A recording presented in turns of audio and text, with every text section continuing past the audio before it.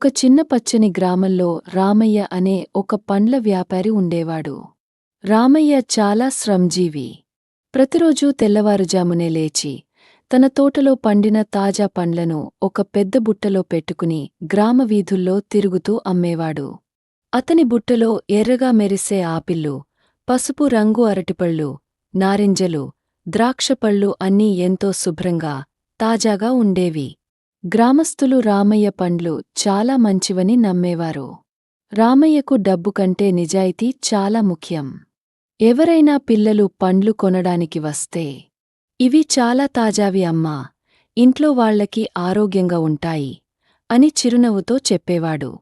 ఒకరోజు ఒక పేదమ్మాయి తన అమ్మ కోసం కొద్దిగా పండ్లు కొనడానికి వచ్చింది. తన దగ్గర ఉన్న డబ్బు సరిపోదని భయంగా చెప్పింది.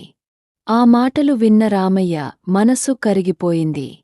ఆ అమ్మాయికి కావాల్సిన పండ్లను కొంచెం ఎక్కువగా ఇచ్చి మరొక 2 పండ్లు కూడా పెట్టాడు. ఇది నా బహుమతి అమ్మా అని ప్రేమగా అన్నాడు. ఆ రోజు రామయ్యకు పెద్దగా డబ్బు రాలేదు.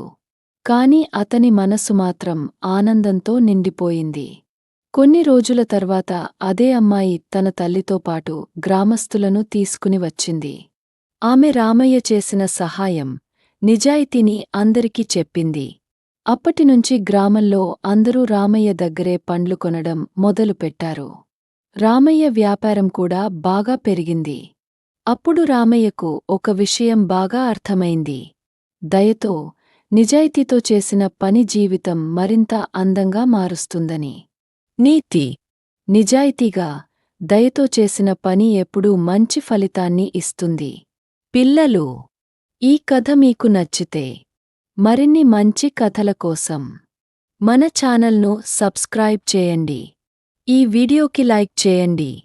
మీ స్నేహితులతో షేర్ చేయండి. మళ్ళీ ఇంకో మంచి కథతో కలుద్దాం.